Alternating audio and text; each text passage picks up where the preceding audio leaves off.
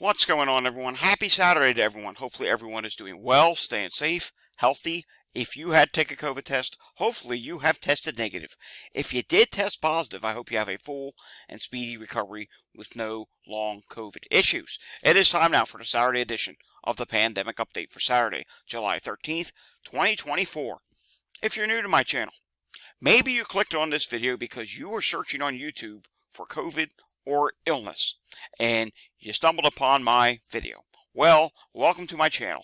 This is where we do the daily pandemic update on all things COVID and any other virus that could be a health threat to you. Let's face it, there are a lot of viruses out there. We're in a summer surge of COVID in the United States. Other parts of the world are in a winter surge. COVID is surging all around the world. Illness cases are up right now. Measles cases, yeah, they're starting to go up again. They were slowing off a little bit. They're starting to go up again. You'll see about that in just a moment. There's a lot of illness out there. You need to know what's going on, and you need a place where you get it all in one report, and that's what I do here at Data Report with our daily pandemic updates and updates on all the other viruses. So subscribe down below if you want to be informed. Give this a thumbs up if you like the video. The more people that hit that thumbs up button, the more YouTube's going to push this out throughout the algorithm. Let's try for 200 like button hits today. Share this with anyone you know. Leave a comment down below, and remember to hit that notification bell. All right, we have yet again a very busy news day today, and we do have some data we want to take a look at. Some weekly data that came in, and plus we do want to take a look at the COVID variants by region in the United States if we have enough time to get to that today. So starting off today, Michigan confirms 6th measles case of the year. Yes, yet again, another measles case, and this does appear to be in and around the Detroit area, but it doesn't stop there. There is also a measles case now in the Washington area as well, down near Arlington, D.C., and there have been reports of, I believe it is one case of measles in this particular instance, and then we head up to New York City, and guess what? There are cases of measles there as well now.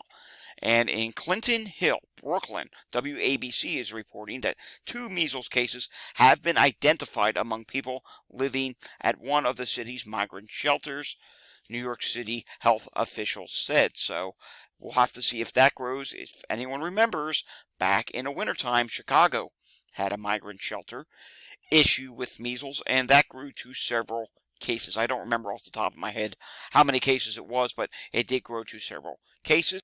Country music singer Morgan Wallen postpones 3 stadium shows, cites illness, and let's go down here to where it says, and he said, "I hate to reschedule shows, but I powered through being sick in Tampa last night and unfortunately woke up feeling way worse today," Wallen said in a post on social media Friday afternoon.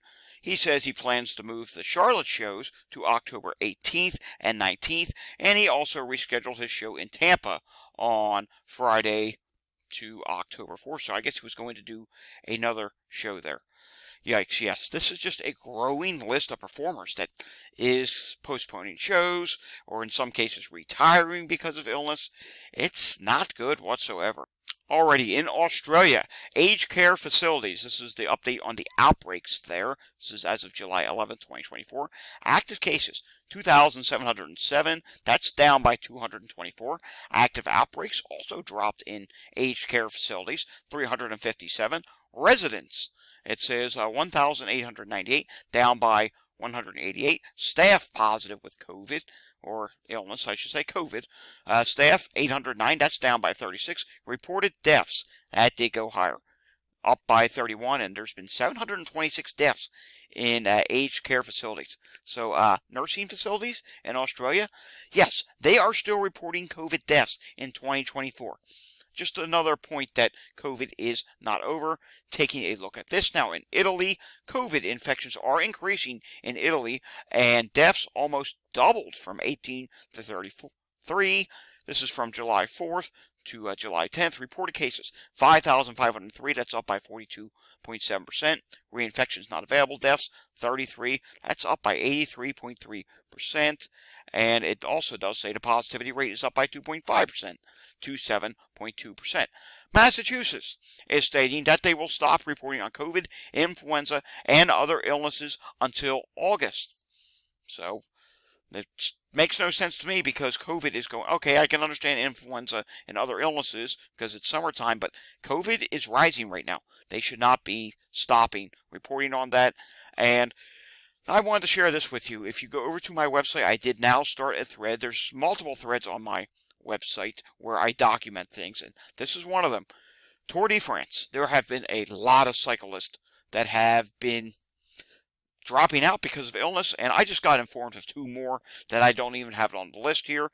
As of now, I have 6 on the list, and I also want to show you on the website, we do have a list of performers that are dropping out because of, or not dropping out, canceling shows, I should say, because of illness, or are retiring from performing.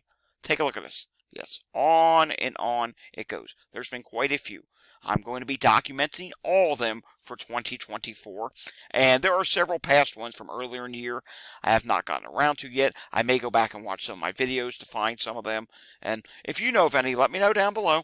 I will add them to the list. I want this to be a full and complete list to show how serious this is of the number of performers, famous people that are still getting sick here in 2024, whether it be COVID or something post-COVID or anything else. It is still a major problem, and it just shows you how dangerous this is for these performers out there. Queens of the Stone Age have been having problems. Radiohead's having problems. On and on it goes. Bruce Springsteen, which I did not add yet, we know he's still had problems this year, so yeah, it's just a humongous list, and it's only going to get bigger.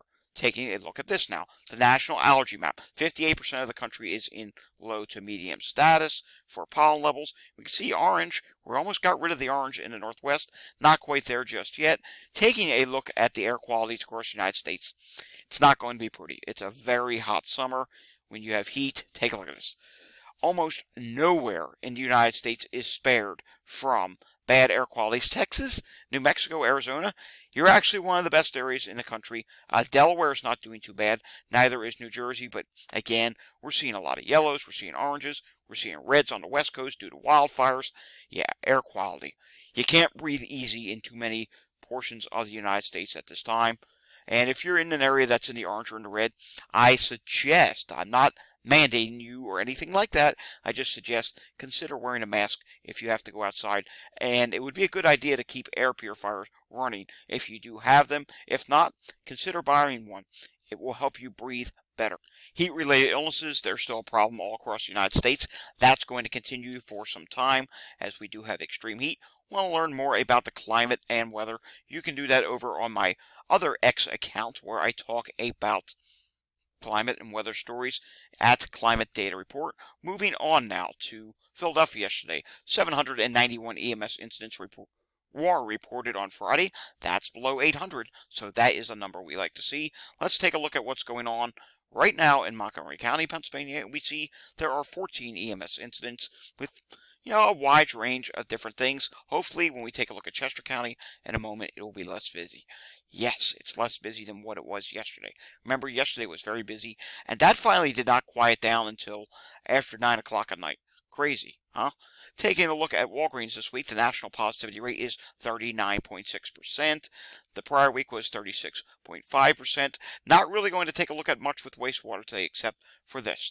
CDC now says the national wastewater level is now at high, so that is not good whatsoever. We'll take a look at Chicago tomorrow when we take a look at wastewater levels around the country. I'll make sure to include Chicago. Hopefully it's not another busy news day. If it is, well, then some things will get pushed to another day. All right, we have to take a look at what is going on with emergency department visits, and we have to take a look at what's going on with COVID variants. I suggest let's take a look at COVID variants first. First off, nationally, the KP.3 variant is at 24.5%, and KP.2 is at 21.5%. LB.1 is at 10%, and KP1.1 is at 8.9%. That's nationally, but it varies very much so region to region. Let's take a look at some of these regions. Region 1, Connecticut, Maine, Massachusetts, New Hampshire, Rhode Island, and Vermont. Take a look at this. You're going to see something completely different. KP.3 in that region, hang on, here it comes. KP KP.3 in that region does not lead the way. In fact, KP.2 is at 36.6%, LB.1 is at 26.7%, then comes JN.1 at 9.3%, and then JN1.8.1 at 9.3%, then comes KP.3 at 9.3%, and on it goes. But let's go to another region, Region 2, New Jersey, New York, Puerto Rico, and the Virgin Islands. Check this out. Once again, something completely different. KP.2 is at 30.7%, LB.1 is at 26.3%, KP.3 there is at 15.6%. When we go to Region 3, if you live in Delaware, Washington, D.C., Maryland, Pennsylvania, Virginia, and West Virginia, well, here's what the variants are in your region. KP.3 there does lead the way at 18.1%, KP1.1 is at 17.8%, LB.1 is at 15.5%, and KP.2 is at 11.4%, and JN1.16.1 is at 10.1%. But then when we go to Region 4, which includes Alabama, Florida, Georgia, Kentucky, Mississippi, North Carolina, South Carolina, and Tennessee, we get something different once again. KP.2, 34.6%. KP.3 is at 30.8%. So you can see there, both are over 30% in that area. Region 5, Illinois, Indiana, Michigan, Minnesota, Ohio, and Wisconsin. When we take a look here, you get yet again another result. KP.3, 21.5%, KP.2, 19.9%, KP1.1 is 13.3%. And this is the percentage of cases that are coming in with each variant. Region 6, Arkansas, Louisiana, New Mexico, Oklahoma, and Texas. When we take a look at these regions, you're going to see something completely different here. I don't know if this region has actually updated, to be honest with you, because I'm a little confused with this one. We see JN.1, 25% of the cases. It's probably a really tiny amount of cases that is actually being sampled here. JN1.16.1, 25%, JN1.7, 25%, KP.3, 25%. Yeah, I'm not understanding this region. This is a region that just does not make sense. JN.1 still leads the way there, the variant all the way back at wintertime. Region 7, Iowa, Kansas, Missouri, and Nebraska. Take a look here. Yet again, you're going to see something completely different. KP.3 is at 40.6% of the cases here, and KP.2 is at 25% of the cases. And then when we go to Region 8, Colorado, Montana, North Dakota, South Dakota, Utah, and Wyoming, we find that KP.3 leads the way at 23%, KP.2 at 21.8%. Region 9, Arizona, California, Hawaii, Nevada, American Samoa, and a whole bunch of other places. KP.3 is at 30.7%, KP.2 is at 16.8%, JN.1 is at 10.2%, and finally, coming to our last region, Alaska, Idaho, Oregon, and Washington, we find that JN1.16.1 leads the way at 20%, KP.2 at 20%, and get this, B.1, 529, 10%, JN.1, 10%, JN1.11.1, 10%, JN1.7, 10%, KP 4.1, 10%, and KQ.1, 10%. So yes, you can see here, the variants in each and every region do really change drastically when you take a look at them. All right, taking a look at ER visits, they're going up all around the country, and we do note here from CBS News, they are making a statement that nationwide the average share of emergency room patients with COVID-19 is now the highest it has been since February and has increased from 115%. Let's take a look at some of these states. I wanted to look at all the states. I don't think we're going to get to all the states. We just don't have enough time here. But let's see how many we can get through. United States Emergency Department visits, they are on the rise. They're getting up there close to, these are people diagnosed with COVID. It's not far from 2% now. Alabama's rising, Alaska's rising, Arizona, Arkansas, California is really rising at this time. Colorado is rising, Connecticut, Delaware, District of Columbia, all rising at this time. Florida is about one of the worst states right now with a rapid rise. Georgia is rising at this time. We can see here there's actually a drop in Guam. Hawaii has peaked and is dropping at this time. Idaho is continuing to rise. Illinois, Indiana, and Iowa are all rising at this time. Kansas is starting to see a rise. Kentucky is rising. Louisiana, yeah, you're starting to pick up the pace. Maine is just at the beginning stages of rising. Maryland is rising some. Massachusetts is rising. Michigan is rising slightly. Mississippi is starting to rapidly rise, and you're going to approach 2% relatively soon, as will Montana. Again, people diagnosed with COVID showing up at the emergency room. Nebraska is actually dropping a little bit. Nevada is rising slightly. New Hampshire is rising. New Jersey continues to rise. Not going to show New Jersey today because their data, it's just a huge mess. Maybe we'll go back to showing New Jersey tomorrow or Monday. New Mexico was dropping some. Now they may be starting to rise once again. New York is rising at this time. North Carolina is starting to see a rise for emergency department visits diagnosed with COVID. North Dakota is jumping around but is rising slightly.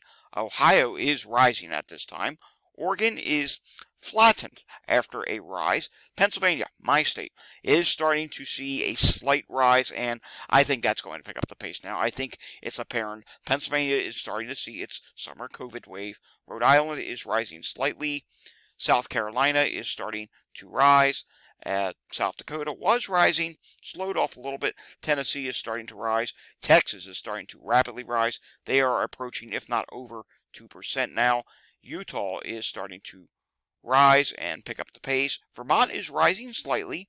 Virginia is definitely rising. Washington State showing signs of a peak, and West Virginia is rising slightly. Wisconsin is rising, and take a look at Wyoming. I think they probably stopped reporting because that's a rather drastic drop right down to zero. How about that? We end up doing all of them after all. Taking a look at epidemic status. Epidemic status is growing in many states at this time, and it is likely growing in many states as well.